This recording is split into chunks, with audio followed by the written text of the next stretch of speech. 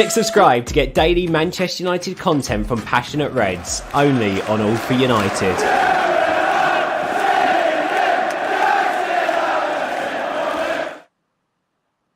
Hello and welcome back to All for United. Bit of a different show for you today. Obviously, no game on immediately to report on. Obviously, we covered yesterday's game as well. Go and check out the post-match reaction if you haven't already. But we're going to take a broader look at Rangnick's reign. We've had about 2 months now to analyse what he's done, what's changed.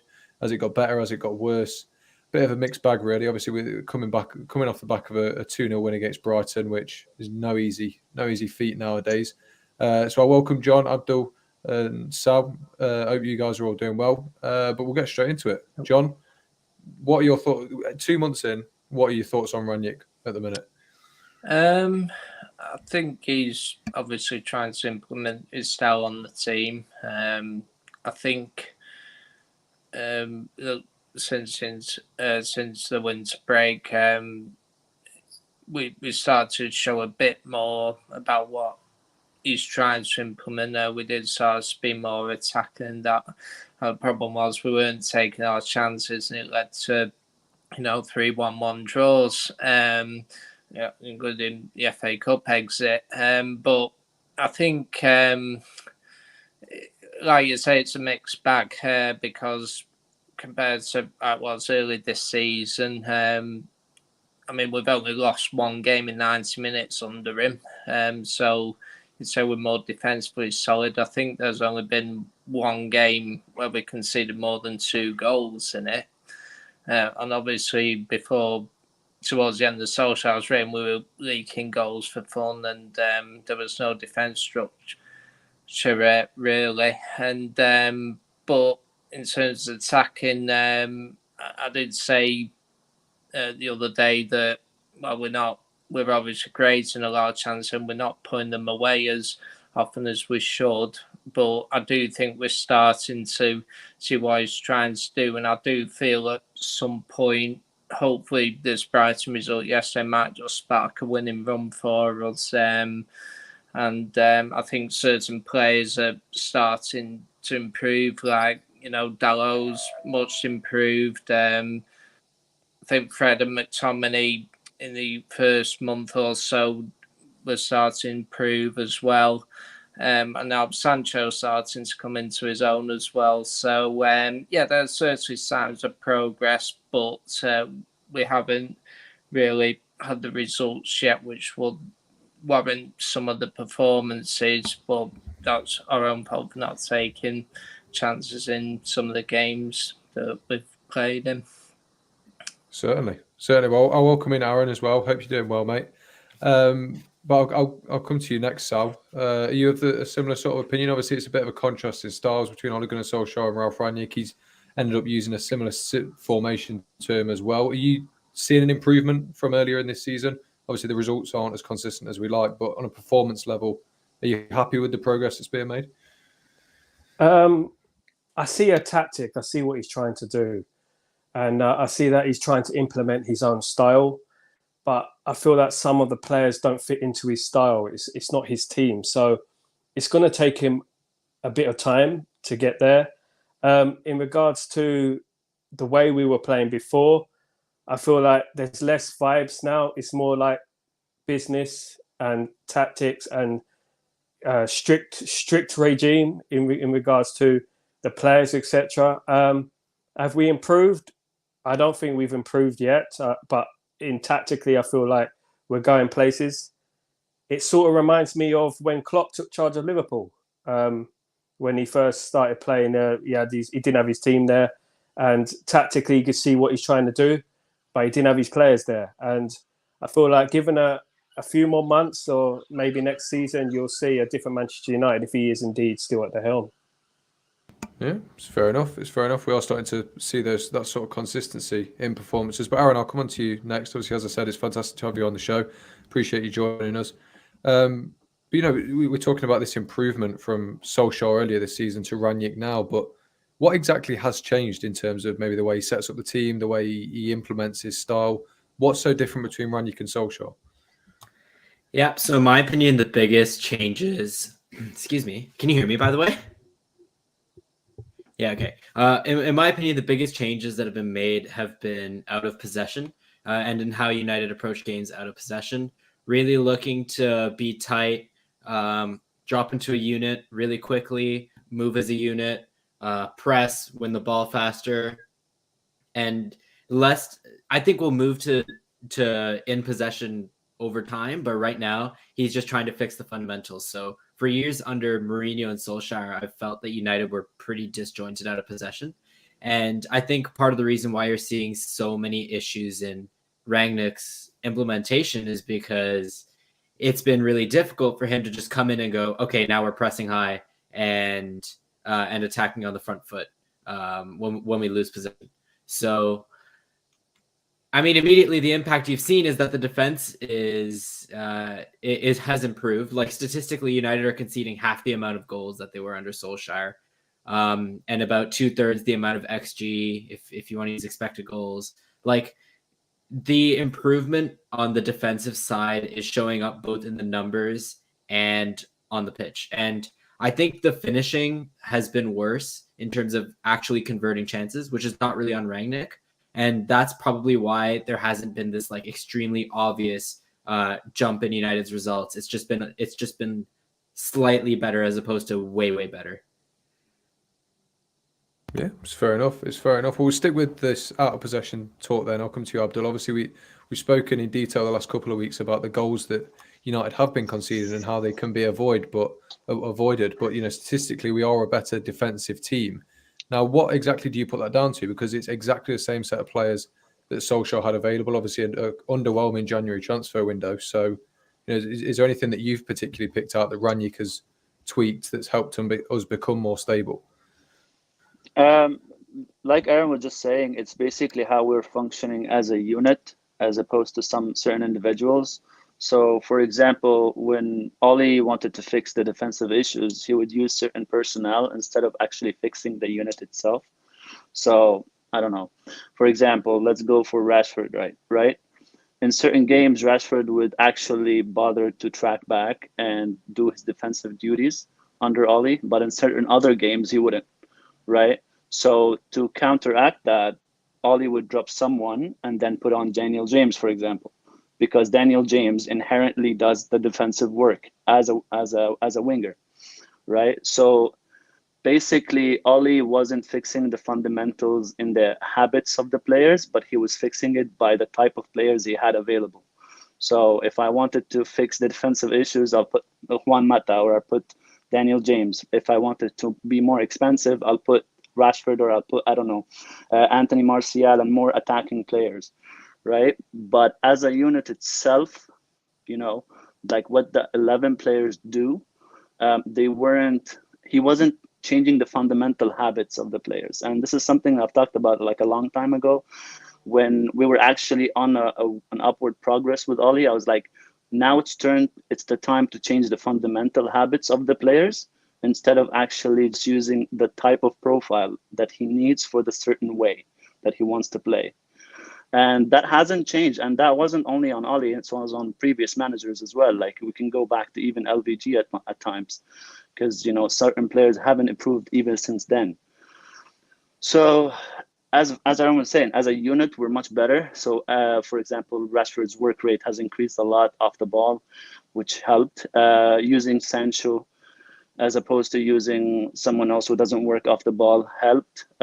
Using Alanga, which to me is more and more becoming more evident that he's a Daniel James replacement because his work rate off the ball is amazing.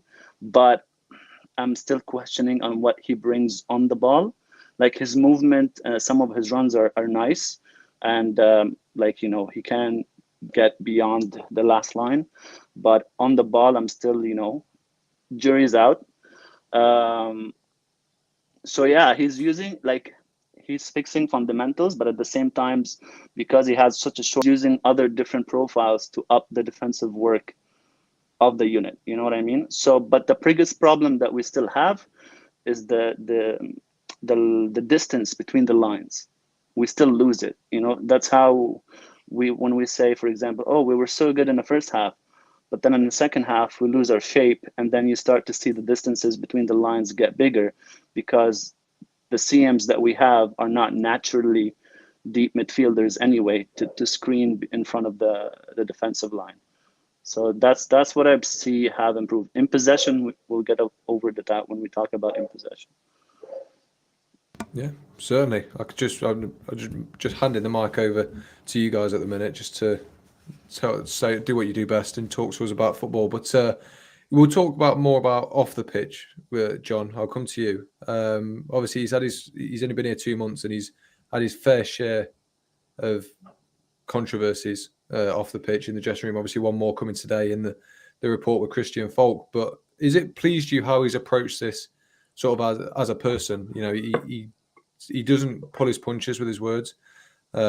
He's very straight to the point, and I think he's probably dealt with a lot of situations that some managers probably don't have to. So are you pleased with how he's come in on a man management level so far? Yeah, I have, and I think that's possibly the most significant difference between him and maybe Ollie, because Ollie was very, very protective of his players, and he very rarely said a bad word about them, certainly in a press conference. And I think Rangnick, he's much more open. He's not Jose Mourinho, where he will almost humiliate a player, but he would say he is open and honest and frank when it comes to press conferences. He gives more of a tactical view on the game, what he's trying to do. Certain players, like he's criticised players for not putting the ball in the back of the net. He's been open about players like Martial wanting to leave and that kind of thing. And basically, overall it is it's kind of a German way of doing it, in that he's being pragmatic in the way he's giving his information, but he's doing it in a fair and constructive manner. Obviously, we've had so many reports about players not being happy and that kind of thing. You know, sometimes it's hard to know what's true and what's untrue at times. I think clearly there were reports about him, keeping the players later at training, and maybe some of them were unhappy with that. So I think he's seriously trying to get the players to work harder. And I think maybe a couple of players might not be too happy with it. But I do think whenever he's not willing to avoid any difficult questions, like if he gets asked a question, he'll answer it in his own way, and he'll respect people. And I think that's possibly the most noticeable difference, that he's brought a degree of honesty, and he's been more open about what he's trying to do and that kind of thing. So yeah. Well, sticking with that line of thought then about him being, sure of what he wants, being very open, Sal, I'll come to you. There was no denying his sort of the ease in which he allowed players to leave this January that probably didn't want to be there. Anthony Martial and Donny van der Beek, who certainly could have offered things to this team. Now, looking back in it's very, very short hindsight, I get that, but looking back now, with not finishing chances, we're probably not creating them as freely as we'd like. Are you thinking that?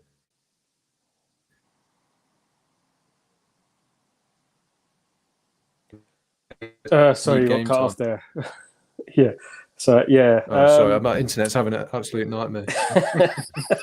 That's right. I can repeat it if you want.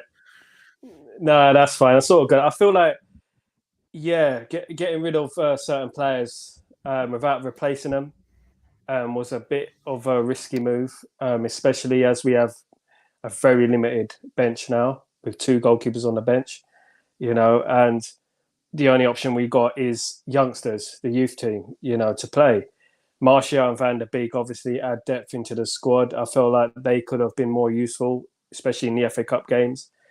But if the players don't want to be there, I sort of get why he had to get rid of them as well. If the players want first team football and he cannot give them first team football, I feel like there's no choice. At least he's loaning them out, giving them game time rather than keeping them and letting them rot on the bench, as with previous managers, So I feel like we do need investment in the team. I felt like the Glazers should have put their hand in their pocket in January just to bring someone in, even if it's a loan, because we're weakened significantly now, and up front, it told against Middlesbrough, we should have won the game 4-5, but we couldn't put the ball in the net. And Ronaldo, we can only rely on him so much. He's 37 years old. I think people forget he's 37, and we got to give him, give him a break a little bit, because he's not the spring chicken as he once was. So, for that, if we had a Martial or a Van Beek, it would have been a lot easier on us, and we probably would have got more points.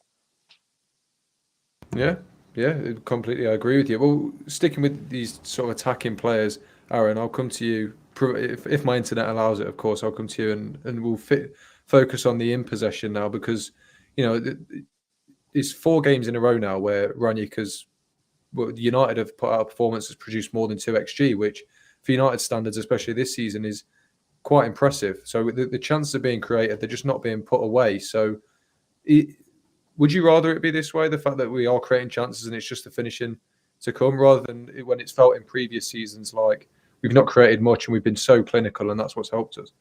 Yeah, I'd absolutely prefer it to be this way, because eventually the shots are going to start going in. I think yesterday was a bit of a let-off because most of the XG came after the red card. But if you look at the 3 games before that, like Sancho, Ronaldo, they're all pretty much missing open goals at this point. And I mean, Bruno literally missed an open goal. So eventually the shots are going to go in. It's not like the players have suddenly lost the ability to shoot the ball in the back of the net. Like, Bruno's a great finisher. Ronaldo's obviously a great finisher. These guys have all had career-long, like especially Ronaldo and Cavani, career-long track records of scoring goals, and they don't score below their XG or above their XG in any significant volume. So that shows that if you keep generating the XG, eventually the shots are just going to start going in, and United are going to start scoring more goals. Like, I think they're now around 6.5 goals below XG in the last 4 games. Like that's ridiculous. They have to start scoring goals if they keep playing that well. Yeah, completely. Well, Abdul, I'll come to you. What's the secret behind this level of chance creation? Because as I said about 10 minutes earlier, it's the exact same players as Solskjaer, but he's getting so much more out of them in an attacking chance creation sort of sense. I think progression improved by putting on Dalot, so that helps. So when we were playing with Oli, he used Aram and Bissaka as his main man. So that stifled United in the sense that they're only progressing from one way, from one direction. And then you guys know the case with the CMs, so we don't progress from the middle of the pitch. And when we do, it's very, very little. And also, I think the play on the wings has improved as well. So the movement, the interchanging. I remember I talked to Stu before about it. So we don't have many runners. Like, there were instances under Oli where you'll see Fernandes or you'll see Pogba dropping deep to get the ball, and then they're looking around them and nobody's moving. Or if I don't know, like Martial is playing on the left wing, he's having the ball here out wide, and then nobody's making a run. No one is making an underlapping run or overlapping run. Now, obviously, it was not that frequent because we were okay. We were good, not extremely good, but we were good last season. But this season, it was atrocious. But it didn't feel like it was a pattern that they were following every single game. It felt like Oli still wanted that freedom in the final third. Now, I wasn't against it. I was okay with it as long as we have a structure behind it to protect it, at least protect that freedom. So with the current situation right now, I think an improvement in the wing play, an improvement in progression helps you to take or get those chances. And also, I think we're little by little improving in the counter pressing.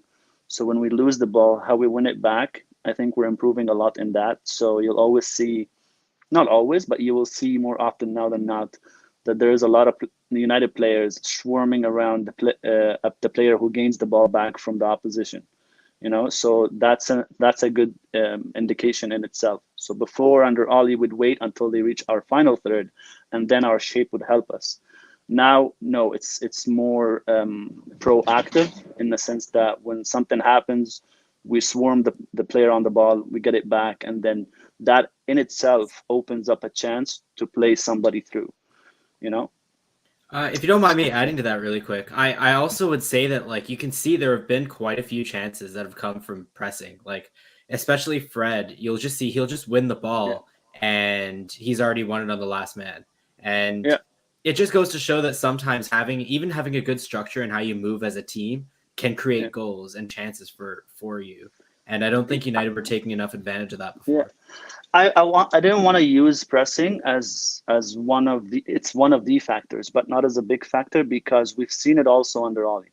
We've seen so many instances where we'd win the ball, we create a chance from there, but it didn't feel like it was a consistent thing. Like every single game would win high turnovers, high up the pitch, and create chances from that. So I didn't want to use it yet until it become like a high volume thing. I think what I've seen is, like, with the new 4-3-3 sort of system, what that's really allowed United to do is kind of press from the center with two men or create more overloads in certain areas. Whereas when they were playing the pivot, Fred and McTominay often had to, like, hold together, and that basically prevents your two most effective pressers from midfield from ever actually being able to make those types of plays. But I don't know. Yeah, I think the con to that, though, that was the pro for it. The con to it is that because we don't have a DM, right? Yeah. So you see McTominay left alone in a large space. And McTominay has a problem with positioning, let alone being left in a large space on his own. So, and it's well documented, his issues with positioning is just glaringly obvious, but people don't see it because he'll do an action that's good, and people will be like, clap for him. That's a good thing. He won a tackle, right? And that's one of the issues that we struggle with when we talk about McTominay.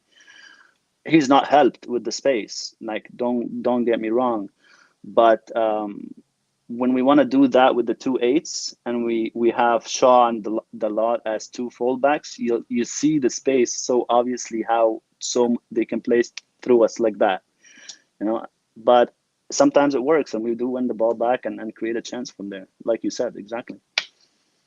Well, Abdul, just one final thing then. We'll go to the comments, and Jarvis has asked, you've answered it in slight. Obviously, we do create some chances from counter-pressing, but is there something that you've noticed particularly that we are creating the most chances from?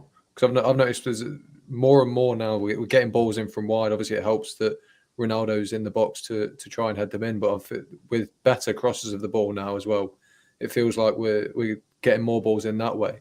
Is there anything else that we're creating chances with?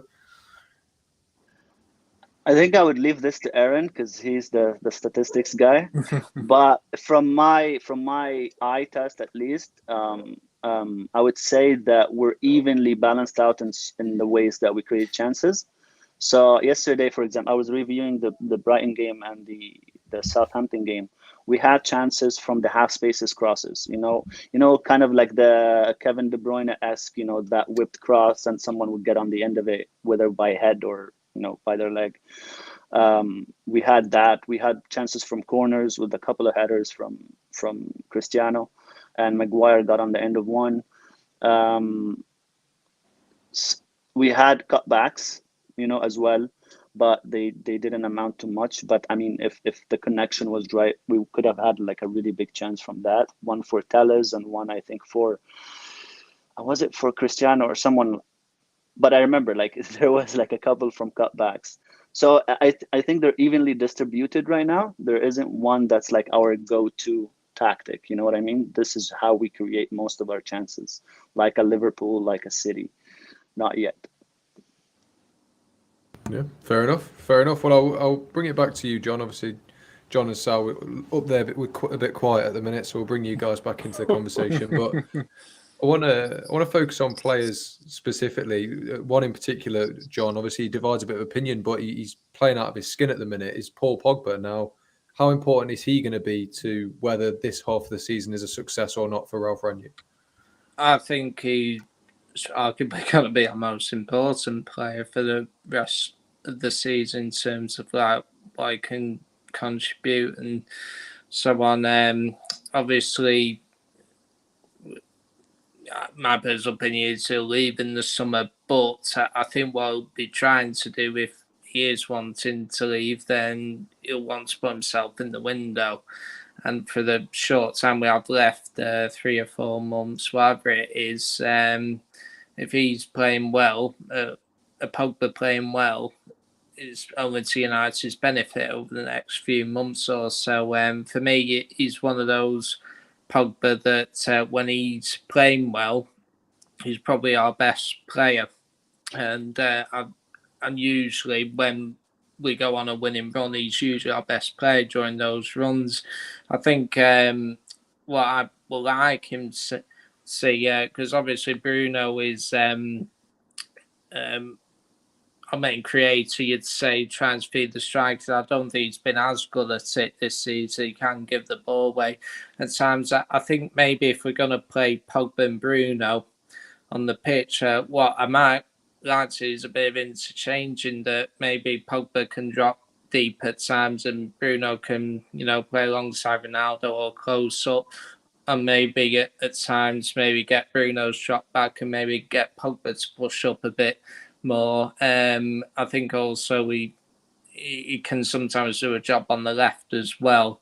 And that's why I think Pogba could be vitally important when it comes to our top 4 chances. I think, like I said, when he's on form, you just saw the difference he made yesterday against Brighton. He brought a calmness, a composure. It was this quick thinking which led to the second goal, obviously. And he obviously scored at Burnley. And I think that going forward, I would arguably say he's possibly going to be our most important player in terms of whether we get top 4 or not. Certainly. Well, we'll move on to other players. I'll come to you, Sal. Obviously, I'll bring it back to this comment that we had earlier as well, saying, why are we having 2 goalkeepers on the bench, we could put a youngster there. Now, it brings me on to the point of, is there a player at the minute that's not playing that you'd really like to see more of, whether that be a youngster or just a bench option that you think can make the difference in this half of the season? Without a doubt, Hannibal Medbury. I would like to see him play a few more games in the midfield, considering we're very limited with the options in midfield at the moment. Playing McTominay and Fred every single game and coming out with the same performances more times than not is so predictable at the moment. We need to change it up a little bit, give some youngsters a chance, because how are we going to know how good these guys are without playing? And we didn't know who Lingard was, how he played in the first team a year ago. Now he's playing almost every game. We need to start give blood in these youth players. Zidane Iqbal as well is another one who I rate highly. He's him and Hannibal, more or less. Yeah, I liked Ahmad. I thought Ahmad, he was one of our better youngsters. I would have kept him, and I feel like he's more technically gifted with the ball than Elanga is. Elanga reminds me of a typical winger, one that used to get in the 90s, like an Aaron Lennon or someone like that, where just kick and run, not technical in his ability. I'm not being too harsh on a lad, but I don't think he's got that something that is a Manchester United player should have. I mean, left wingers like Ryan Giggs, for example, I feel like Zidane, Iqbal and Hannibal, give them a chance, see how they do. I would have given them a chance in the FA Cup tie, but obviously we ain't got much room for error now, so it's going to be a little bit difficult. I would replace Mata with Medbury on the bench and Lingard with Zidane, Iqbal on the bench. It probably won't happen, I've been calling it for a long, long time, but it probably won't happen. And but I feel like we need a little bit freshen up. These players have continuously flattered to deceive for a few years now. They're not going to get any better. Mata was finished 2-3 years ago. He shouldn't be on the bench. I love the lad. I think he's a great person, but we need to look to the future. And right now, at this present moment in time, I would try and look towards the youth. a little bit more than we are. We've got left backs and right back, Dylan Levitt, players like that we've loaned out. I thought, would have put in a shift for us, but I feel like it's a bit hard for Ralf, to take that risk because he's only got a few months to impress. So if it all goes wrong, then they're going to say, why did you play that player? Why did you play that player? You should have played the more experienced players. It's a no-win situation at the moment for Ralf. So obviously he's going to have to pick the players that have been chosen for the last few months. And it's no surprise that we're getting the same performances, the same individuals, who lack quality on the ball. I mean, I come from a generation of Bruce, Pallister, Ince, Robson, in the middle of the park. So I'm overly critical, and but hopefully Mebry will get a chance come later in the season or any of the other youth players, because I feel like we need to keep these players on their toes, Fred and McTominay in particular. Yeah, it's interesting that you mentioned obviously there's no room for error now with playing these youngsters either, isn't it? That's probably stunted their chances a little bit. But Aaron, I want to come to you about another young player that is getting a lot of game time, probably more than anyone expected, and that's Anthony Elanga. Now, obviously we know he's a very raw player. He's not as technical as some of the other players in this first team, but there's obviously a reason he's getting picked so often. I think he's played in 8 of the 12 games that Rangnick has managed so far. So, someone pointed it out to me the other day. He's so important with his work rate and his defensive ability to the balance of this team. Can you go into more detail about exactly how important Elanga is to the way that Rangnick likes to play? Yeah, sure. So, I mean, we've been talking about switching from 4-2-3-1 to 4-3-3 and the shape out of possession and stuff like that. And a big part of it has been getting the wingers to produce consistent defensive output and trying to get it for 90 minutes. And I don't think there's been a single game where United have gotten 90 minutes of defensive output from their wingers. And I think that's also why you see Rangnick subbing them. And it's great to have a power move to be able to go, Rashford or earlier in the season, Greenwood or Sancho is not providing that defensive output. Okay, I'm going to sub you and I'm going to put on Elanga, or I'm going to start Elanga. And I think he can outwork most of them over 90 minutes right now. I think his pressing is better. I think his decision-making out of possession is definitely better than someone like Rashford. And that's why he's getting minutes in the team. And I think the comparison Abdel made to Dan James is good. James is even more of a hard worker and presser than Elanga, but I do think Elanga's slightly better on the ball than James. He's not the type of player who's going to pick up the ball, dribble past 3 players, make a pass in behind, stuff like that. But I think as the team gets better, you'll see more output from him because he's the type of player who will get on the end of chances. He's going to make runs into the box. He's going to play off a striker. He's going to give the opposition difficult things to deal with. So basically his hard work and following the tactics and being able to stick to it and giving Rangnick that option is one thing. And then the other thing is I think Ronaldo as a striker in general isn't really the type to hold to the last line. I mean, his most of his career was playing on the wing, so he tends to like to drop deep and get involved in the play. And what happens when you play Rashford and Sancho on the wings is they like to do the same thing quite often. But Elanga's less like that. So I think he gives you that option of when Ronaldo drops off, he's still occupying the last line, still forcing the defenders to have something to think about, even when Ronaldo is not necessarily engaging them with his positioning.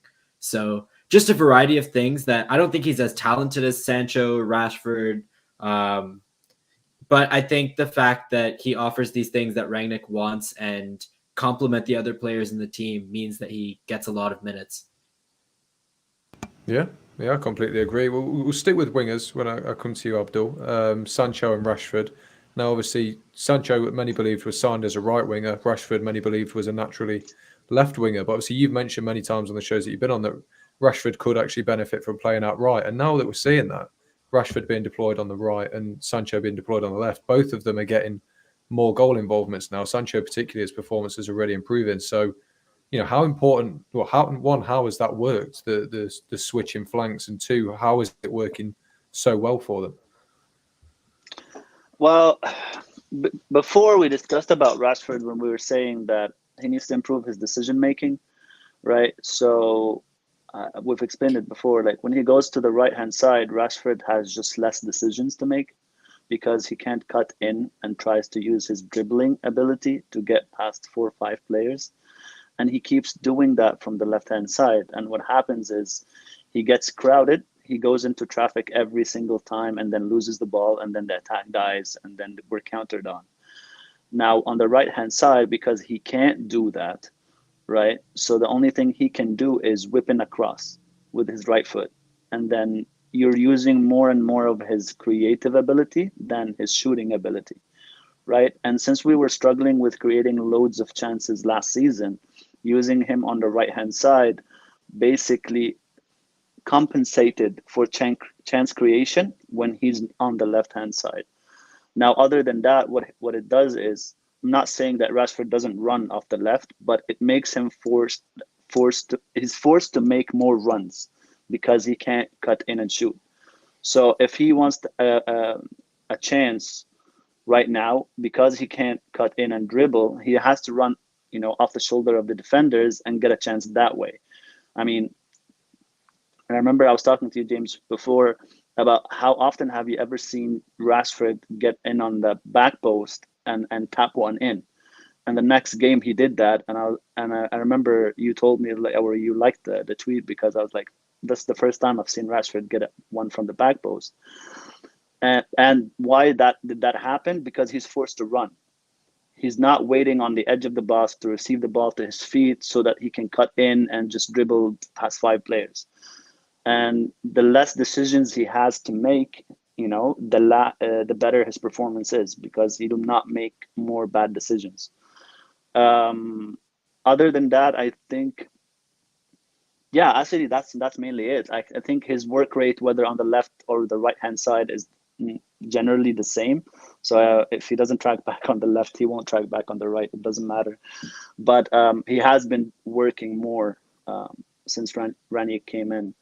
With Sancho, yes, we needed a right winger, but Sancho is known about him. He can play across the entire front line. He played as much as a left winger, as much as a right winger. He played both positions, and it's the same case really. It's like when you play him on the left hand side, you get more of Sancho the scorer.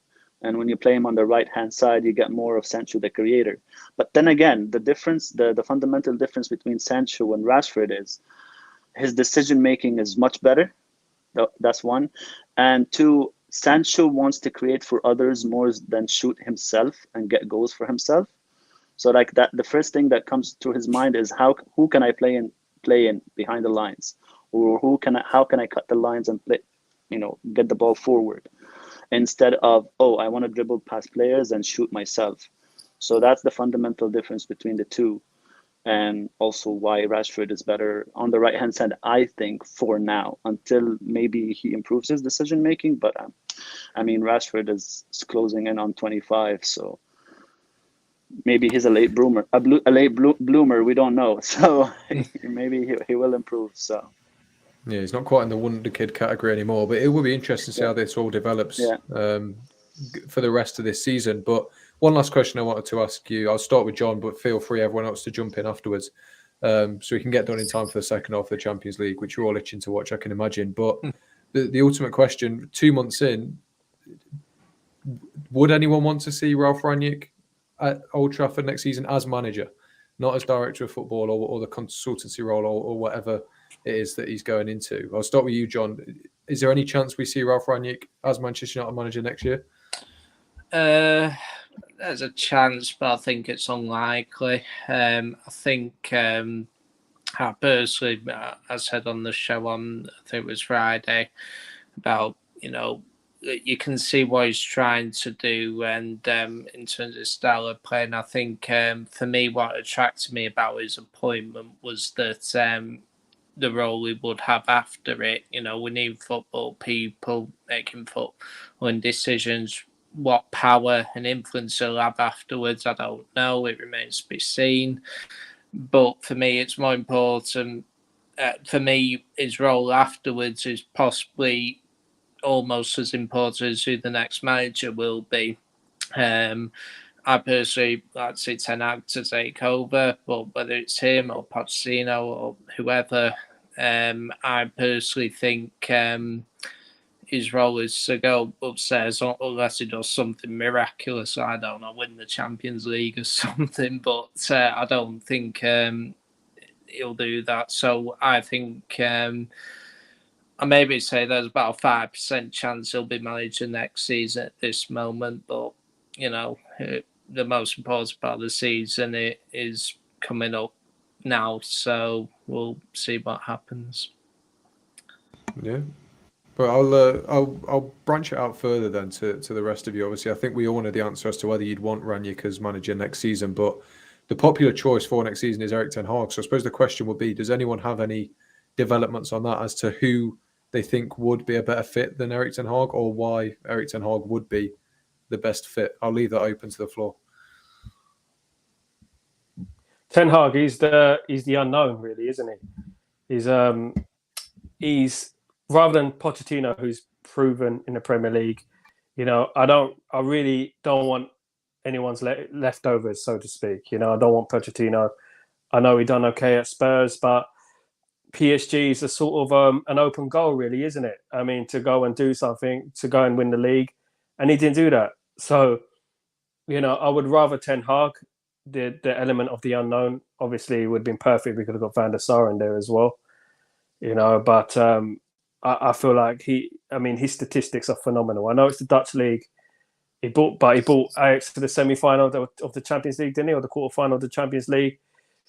The way they play football, the goals they're scoring is unbelievable. They're breaking all records, and to have Ten Hag at the helm next season would be exciting, But Ralf would be.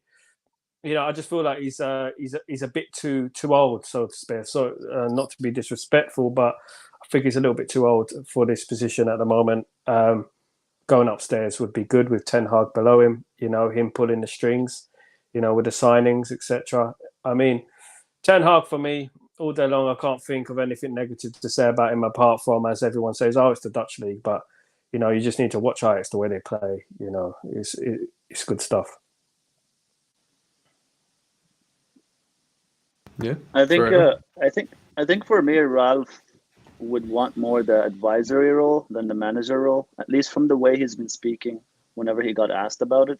I think he would prefer the advisory role over the manager. It's not like because people say he's, trying to impress, you know what I mean? I don't think Ralph is trying to impress anybody. He couldn't care less about impressing anybody. But I think he's more fitted to be the technical director, advisor, someone who's building the club from the back end than the manager who's just, working with on-field issues. The thing is with Ten Hag for me is he said it himself.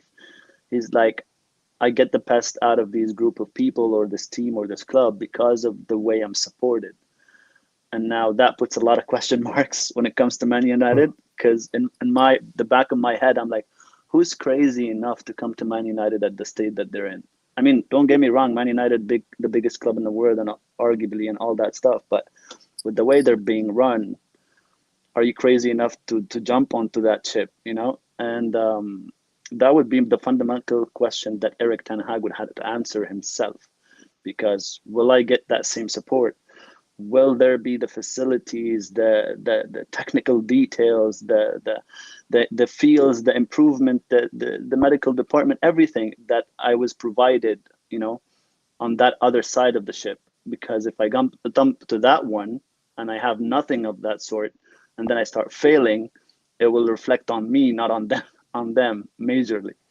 So that's how I'm thinking about it, at least. But as a coach, as a manager, I think Ten Hag is excellent. But I think the component we keep forgetting is what makes these managers excellent and the best of the best is the support system that they have, And just like Pep Guardiola, for example, Pep Guardiola is regarded as one of the best managers ever. But look at the clubs that he went to. And I'm not discrediting his ideas. The guy is a genius when it comes to football, but he's supported in every possible way in whichever club he goes to. So when we don't do that and we clamp over the managers, in my head, I'm like, I actually feel sorry for the managers that come to Man United. I don't feel like they're the ones who are failing. I feel like the club is the one who's failing. So, yeah. Yeah, I agree to some extent with that. Like, I think the managers that United have actually had have not been very good, regardless of. I do think the board is primarily at fault for how they've recruited. Like, John had that great example of how ridiculously Pogba improved United when he came on yesterday, because before that, there was just no sense of control from the midfield at all. And how that can be allowed to happen at one of the biggest clubs in the world, that there's just no midfielder who can pass the ball other than one attacking midfielder is that's crazy to me. And that type of thing is going to affect United no matter what manager is in charge. So part of the reason why I don't want Rangnick to be manager is because I want him to try, and I have this maybe naive belief that he can fix some of that he can go upstairs and perhaps be a little bit of a voice of reason and help guide the club in the right direction, because I do think eventually, even if the priority is making money for the owners of this club, they're going to eventually realize that they have to win things and they have to stay relevant in order to do that. And when they realize that they don't know how to do that, they're going to want to turn to someone like Rangnick, who can really make changes like that. The other thing is, I think he's a good coach, Rangnick, but I don't think he's at the level of the Premier League has reached this stage of like teams that just dominate every phase of every game and get like 95 points in a season. And if you want to be competitive, I think you need to be bold and have ideas like that, like what Pep's doing, what Klopp's doing. And I think Rangnick is a good coach, but I don't think he's quite there. So I would take a risk on someone like Ten Hag or Graham Potter, even at Brighton, was another one that I really like, who they're really getting teams to play above their level as a unit and really style it like as a whole in different phases of the game, just breaking down the opposition. Like, look how Brighton, for example, look how they used their goalkeeper yesterday, how difficult that made it for United to press them, how difficult they were making it for United to play out of the back. I really want a manager who's just going to take the coaching to the next level and present ideas that are different, that aren't already there, that nobody else is doing. And I think that's what would make the difference. I mean, the board will always be limited, but those are the managers that are winning right now regardless. So I think that's what you have to go for. I think adding on that, Aaron, is that even if we do have the coach that can take us to the next level, even if they have the ideas, the board has to be, they have to show up. That exactly what I was going to say. It's like you can have all the ideas you Yeah. want, but if you're not provided with the tools to make those ideas come to fruition, then there is no point. I mean, I'm with you 100% on the level of coaches that we've got since Sir Alex wasn't really the top tier, right?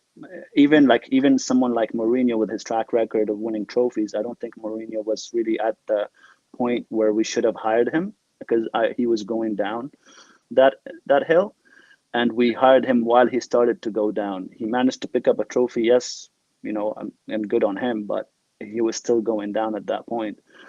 And Ollie is not that top tier, even if, and I think what helped Ollie is his just, man management relations, that to get the more, he really got every bit of juice. Yeah, he's popular, and he got every bit of juice out of them just by spirit. You know what I mean? And obviously there is tactics to it, because people deny him anything else to zero, but he still wasn't the top tier for sure. No one can disagree with that one.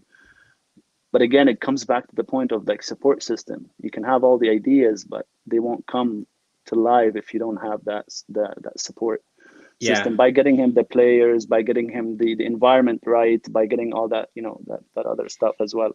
And one final point is, I think we only look at our direct competitors. People underestimate all the teams in the Premier League other than the top 5. Every other team in the Premier League now has become very tactically astute on what they want to do and what they want to get out of their teams, like Southampton, like Brighton, like Leeds, like Wolves. These are not any more mugs. You don't go there and just expect a 5-0 because you're the better or a bigger club. They're very tactically wise now. Unlike back in the 90s or early noughties. It's very different now. So you need that top tier to be the best of the best. Yeah, I agree with all that. Yeah, I mean, Yeah. you won't find any debate from me that you need board backing if you ever want United to be more than like a fourth or third Yeah. place team in the Yeah. league. But what I will say is, regardless, you have to hire the best coach with the best ideas and just hope they can implement something. Guy Yeah. like Zidane and Ole, who have perhaps a good control of the dressing room, and they have good tactics to win big games and stuff like that. It's good to have, but you need to beat the small teams in the league consistently across the season.